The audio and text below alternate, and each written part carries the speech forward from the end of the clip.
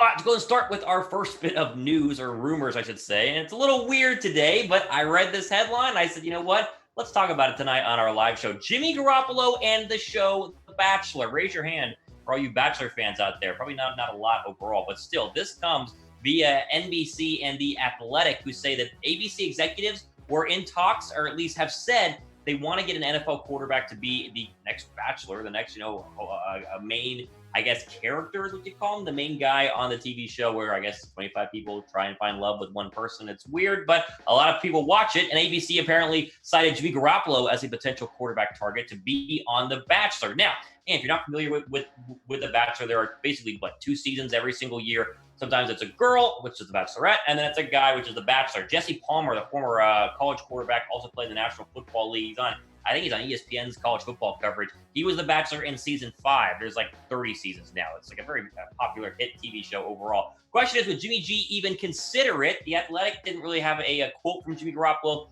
but I'm just curious about you guys. Would you watch The Bachelor? Because I know a lot of you probably don't, including myself. We don't mess with that show. Would you watch The Bachelor if Jimmy G was on it? Type Y down below for yes, type N down below for no. Interesting thought on the whole article that I was reading from The Athletic.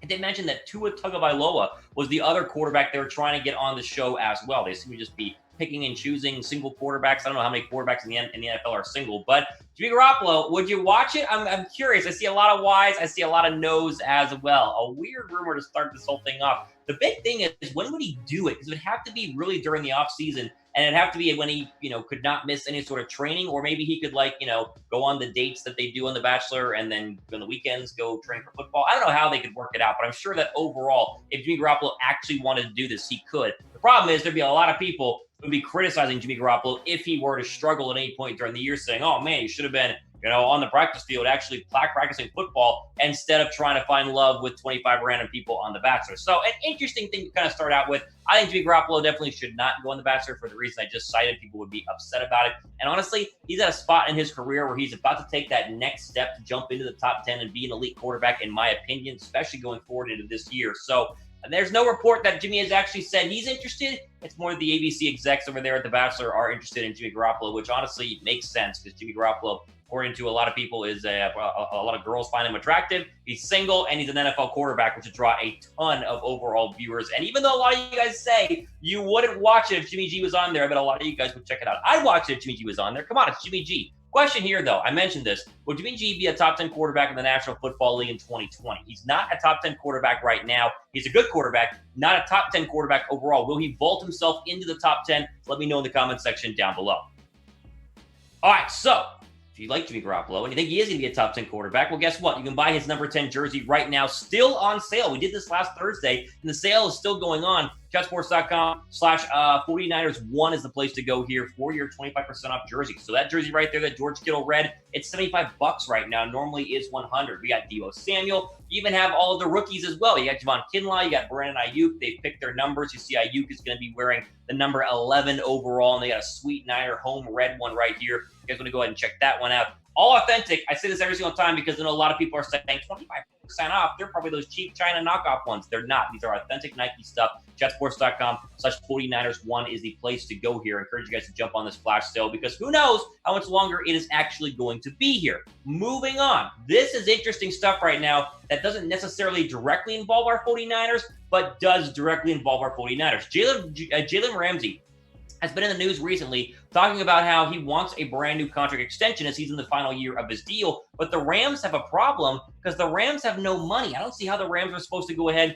and re-sign Jalen Ramsey to what was supposed to be, quote, a market resetting contract for cornerbacks. So the deal is here. Jalen Ramsey has all of the leverage because, of course, the LA Rams gave up a ton to go ahead and trade for him from Jacksonville, gave up like a first and a second round draft pick. So it's looking like if they're not able to get a deal done this year, it could be the final year Jalen Ramsey would be in the NFC West. Final year Jim Ramsey would be, I guess, trying to intercept Jimmy Garoppolo twice a year on the minimum there, obviously being an NFC West opponent. Here's what Sean McVay had to say about Jalen Ramsey just a couple of days ago when asked about this whole situation that's going on up there in LA. Quote, the anticipation was to acquire him with the hope that he's a Ram for a long time. You want to figure out how do we get him taken care of the way that he deserves and still make sure we're mindful of the entire team.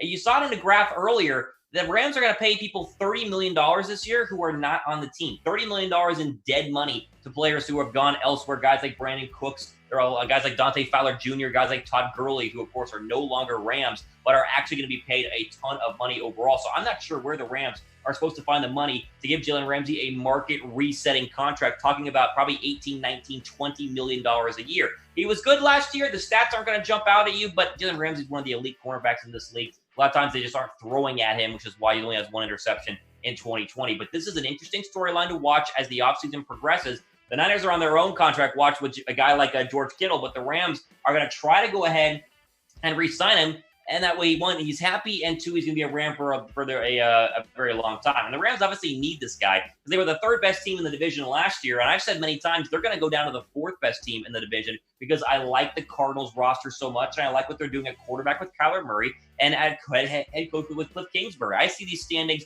being the same at 1 and 2. And then flip-flopping, Rams being 4 and Cardinals being number 3. So the Rams, again, they got to do whatever they can to go ahead and move up, which is part of the reason they need to go ahead and re-sign a guy like Jalen Ramsey. This is an interesting question here. I've asked you guys think the best team in the NFC West is. Which is the worst team in the NFC West? Rams, Cardinals, Niners, Seahawks. Now, they're all good. It's not like the Rams are the worst team in the entire NFC. But when all these teams are really, really good, you got to pick one who's going to be in the basement. That, to me, is going to be the LA Rams. What do you guys think? Let me know down below in the comments section. Now, if you're watching this video right now, that probably means you're a diehard 49er fan, right? I'm just going to gauge the room right now. Is that correct? If it is, go ahead and subscribe to 49ers Report. We're almost at 24,000 subs, which is crazy overall. Remember when we had no subs, and now we're at 24,000. So I appreciate each and every one of you. But if you've not subscribed to 49ers Report, link is down below. But the easy thing to do is just scroll down and find that red subscribe button. Click subscribe, and then you'll be notified whenever we drop the latest videos overall.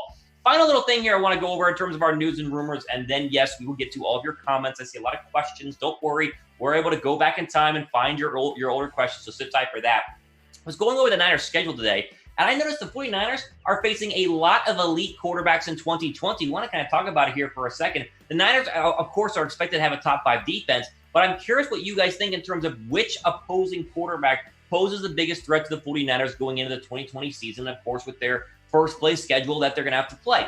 Here's the deal overall. The Niners schedule is not brutally bad, and we broke down the Niners schedule in a previous video overall, but there are a lot of notable quarterbacks who are going to get their shots at this Niner defense, starting, of course, with Kyler Murray and the Arizona Cardinals. You just got to stay inside the division. You'll see two people on the graphic we're about to go ahead and show you guys are in the division. Russell Wilson and Kyler Murray, you faced both of those quarterbacks twice, but then you have quarterbacks like Carson Wentz and Aaron Rodgers. You have a lot of quarterbacks overall that are going to be very, very good, and a great test to see just how elite this Niner defense can stay, because we already know how good it already is, but how elite it can actually be. Those are some of the 4 quarterbacks you'll see them play this year. Obviously, Murray and Russell Wilson twice, but then also you have the LA Rams and a guy like Jared Goff, and you have the New Orleans Saints, Drew Brees, Josh Allen, Dak Prescott. There are some very good quarterbacks the 49ers will have to go ahead and face this year. And so the question we're going to pose to you guys here in just a little bit, obviously, is what is the best quarterback, or the quarterback that you are most worried about going into 2020? I mean,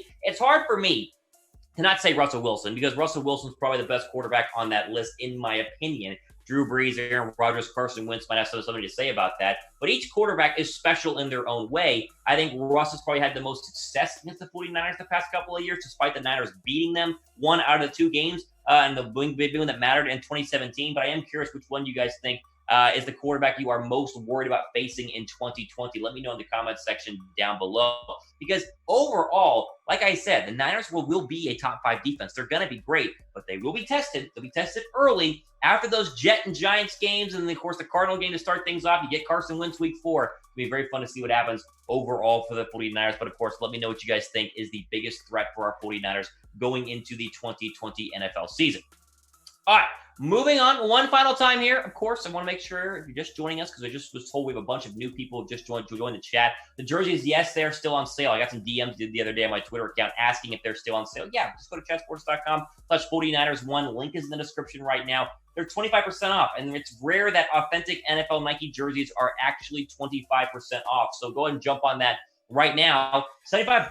You get a authentic George Kittle home jersey. You get the all-black Deebo Samuel jersey, which, of course, to me is one of my favorite ones right there. Could be a Pro Bowl jersey right there. I'm talking about Deebo Samuel in year 2. Or you like the rookies, Brandon Ayuk, number 25 overall. He was going to wear number 11. Get one of those home reds right now and support the latest rookie wide receiver to hopefully catch a lot of touchdown passes overall from a guy like Jimmy Garoppolo. So again, chatsports.com/49ers1. That is the place to go ahead and jump on those deals. They are 25% off. They're just like, there's no promo code. You just go there and you click order and it'll pop up there automatically, $75, and the jersey is yours.